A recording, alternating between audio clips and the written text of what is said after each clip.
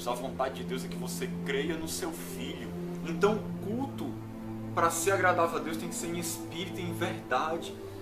Porque o que Deus mais quer neste mundo é salvar pessoas. Será que você tem andado como um cristão de verdade? Não existe nada que a gente faça que possa comprar a salvação, porque Jesus já conquistou ela na cruz por nós. Então nós temos que abrir os nossos olhos, ter cuidado com o que a gente está aprendendo, com o tipo de ensinamento que a gente está ouvindo, com aquilo que a gente está dando crédito. Então eu quero trazer um alerta aqui para vocês em nome de Jesus. E primeiramente eu vou ler aqui uns textos da Bíblia para fundamentar o que eu vou dizer. Primeiramente eu vou ler um texto de 1 João capítulo 4, que fala sobre os falsos profetas e os verdadeiros crentes. E a palavra de Deus diz assim: Amados, não deis crédito a qualquer espírito. Antes, provai os espíritos, se procedem de Deus, porque muitos falsos profetas têm saído pelo mundo afora. Ou seja, o que está dizendo aqui é o seguinte: não dê crédito para qualquer pessoa que está falando aí, movido por um espírito, que pode não ser o Espírito de Deus, porque no mundo nós temos o Espírito de Deus agindo, falando através dos verdadeiros profetas, como nós temos espíritos malignos, falando através de falsos profetas. O espírito do anticristo que já está no mundo. Então nós não podemos dar crédito para qualquer espírito. E a palavra de Deus diz que nós temos que provar os espíritos se procedem de Deus. Ou seja, testar tudo aquilo que esses espíritos estão falando. Porque tudo que uma pessoa fala sobre Deus, existe um espírito por trás, ou o Espírito Santo ou um espírito maligno, falando aquilo. Então nós temos que provar para ver se o espírito procede de Deus ou não. E como é que se prova? Como é que se testa? O nosso referencial é a palavra de Deus. É através da Bíblia que nós testamos os espíritos, que nós provamos para ver se é o Espírito de Deus que está falando ou não. E Deus quer que a gente faça isso. Deus quer que a gente faça essa prova, que a gente teste para ver se o ensinamento procede de Deus ou não. Por quê? Porque Deus não quer que a gente seja enganado. Deus quer que a gente siga a verdade. Deus quer que a gente ande na verdade. Então nós não podemos aceitar qualquer ensinamento que qualquer pessoa chega ensinando. Nós temos que ser como os crentes de Bereia, que testaram até mesmo para ver se o que Paulo estava ensinando era de Deus ou não. Continuando, o texto diz assim: Nisto reconheceis o Espírito de Deus. Todo espírito que confessa que Jesus Cristo veio em carne é de Deus. Todo espírito que não confessa Jesus não procede de Deus. Pelo contrário, esse é o espírito do anticristo, a respeito do qual tendes ouvido que vem e presentemente já está no mundo. Filhinhos, vós sois de Deus e tendes vencido os falsos profetas, porque maior é aquele que está em vós do que aquele que está no mundo. Eles procedem do mundo, os falsos profetas. Por essa razão falam da parte do mundo. E o mundo os ouve. Quantas pessoas não estão aí seguindo os falsos profetas? Porque são do mundo. Então eles falam do mundo, o mundo os ouve. Nós somos de Deus, aquele que conhece a Deus nos ouve, ou seja, aquele que está em Deus, que prega a palavra de Deus, aqueles que são de Deus vão ouvi-lo. Então teste o que eu vou falar hoje aqui. Você não é obrigado a aceitar, mas olhe se o que eu vou dizer aqui está dentro da palavra de Deus ou não. Se você achar que não está, você rejeita. Senão você vai reconhecer que eu estou falando da parte de Deus, se eu mostrar aqui na palavra, e então você aceita. Não porque sou eu, mas porque é a palavra de Deus que eu vou falar hoje aqui. Nós somos de Deus, aquele que conhece a Deus nos ouve, aquele que não é da parte de Deus não nos ouve. Nisto reconhecemos o espírito da verdade e o espírito do erro, ou seja, o espírito do engano. Então, esse texto mostra claramente como nós temos que julgar as profecias, julgar os espíritos, testar os espíritos. É bom a gente aprender isso aqui, porque quando a gente vai falar de alguém, ou dos ensinamentos de uma pessoa, melhor dizendo, logo se levanta alguém para dizer assim: olha, você não pode julgar o irmão. Julgar é pecado. Você não pode falar mal do irmão. E as pessoas não entendem que o próprio Deus quer que a gente teste os espíritos, se procedem de Deus ou não.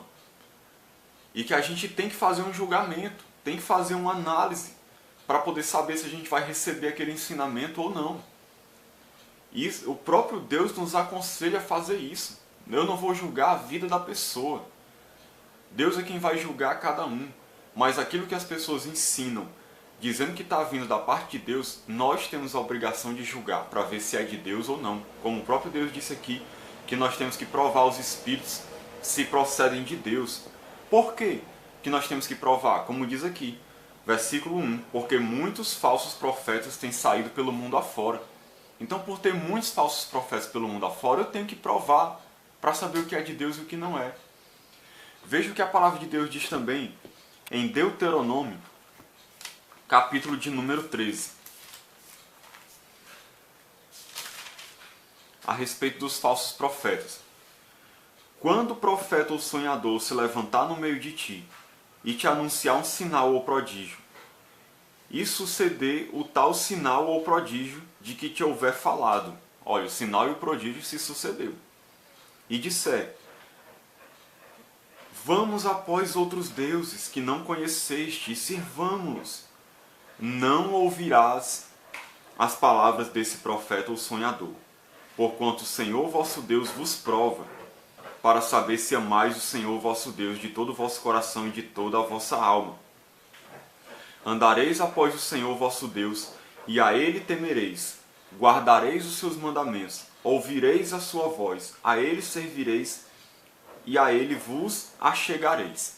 Esse profeta ou sonhador será morto, pois pregou rebeldia contra o Senhor, vosso Deus, que vos tirou da terra do Egito e vos resgatou da casa da servidão, para vos apartar do caminho que vos ordenou o Senhor vosso Deus para andardes nele. Assim eliminarás o mal do meio de ti. Olha o que Deus está dizendo, resumindo aqui. Se um profeta vier a ti, e mesmo que ele faça sinal ou prodígio, se ele levar vocês a se apartar de mim, se ele levar vocês a irem contra os meus mandamentos, a seguirem a outros deuses, a se rebelarem contra o Senhor, a irem contra aquilo que eu tenho ensinado para vocês, esse profeta, vocês não aceitem ele, vocês não o sigam, vocês têm que andar após o Senhor, como fala aqui. Ouvireis a sua voz e a ele servireis. Então ele diz aqui, ó, não ouvirás as palavras desse profeta. Não ouçam a palavra desse profeta. Se ele está falando mentira, não é da parte de Deus, não ouça. Porque o Senhor vos prova, ou seja, o Senhor permite que se levantem essas pessoas como um meio de provar até o seu povo. Para que o seu povo mostre que ama a Deus de verdade, se apegando a Deus e a sua palavra.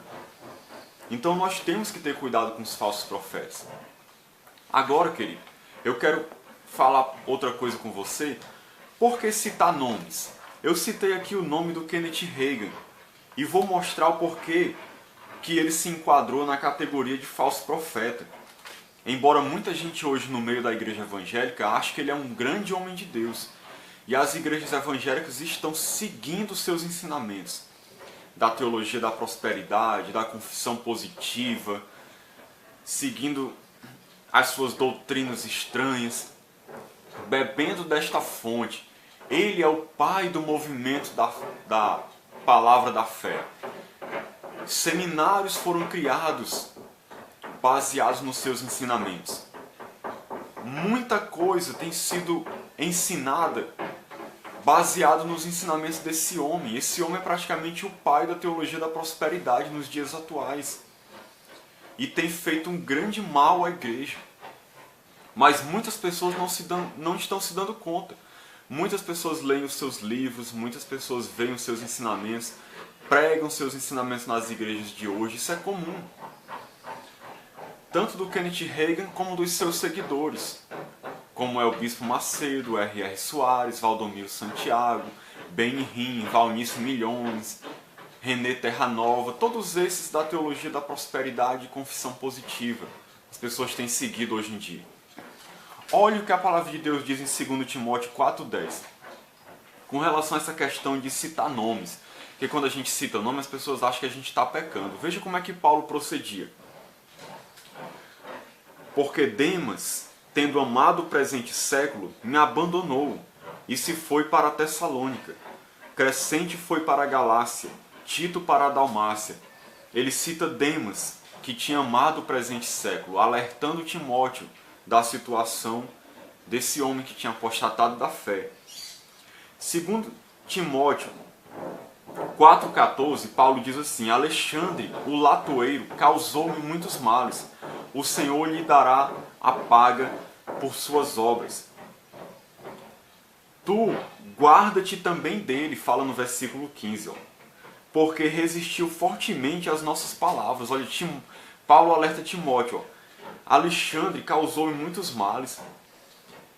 E tu guarda-te dele, Timóteo. Ou seja, tem cuidado com esse homem. Se protege dele, dos seus ensinamentos, porque ele resistiu às nossas palavras. Resistiu às palavras de Deus que a gente tem ensinado. Então, Timóteo, tenha cuidado com este homem. Olha só o alerta de Paulo, irmãos. E citando pelo nome, para que Timóteo soubesse quem era. 1 Timóteo 1, 19 e 20 diz assim: mantendo fé e boa consciência, porquanto alguns, tendo rejeitado a boa consciência, vieram a naufragar na fé. E dentre esses se contam Himeneu e Alexandre. Ó, ele cita o nome daqueles que vieram a naufragar na fé, os quais entreguei a Satanás para serem castigados, a fim de não mais blasfemarem. Isso está em 1 Timóteo 1, 19 e 20. Paulo então cita claramente aqui, ó, para quê? Para que Timóteo tivesse cuidado. Veja outra exaltação de Paulo. 2 Timóteo 2, 16 a 18. Evita igualmente os falatórios inúteis e profanos, pois os que deles usam passarão a impiedade ainda maior. Além disso, a linguagem deles corrói como câncer. A linguagem de quem? Dos falsos profetas. Entre os quais se incluem Himeneu e Fileto. Estes se desviaram da verdade, asseverando que a ressurreição já se realizou, e estão pervertendo a fé a alguns.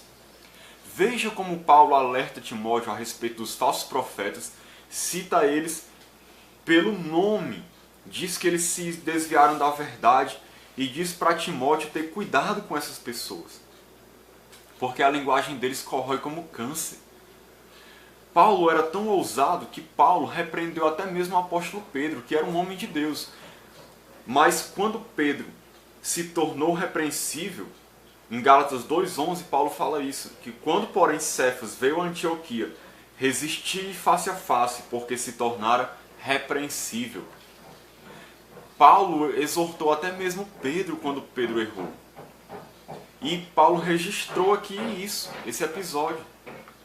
Então, queridos, nós temos até a obrigação de alertar o povo de Deus quando alguém, em nome de Deus, está ensinando heresias, está ensinando coisas erradas. Nós temos que alertar, nós temos que mostrar.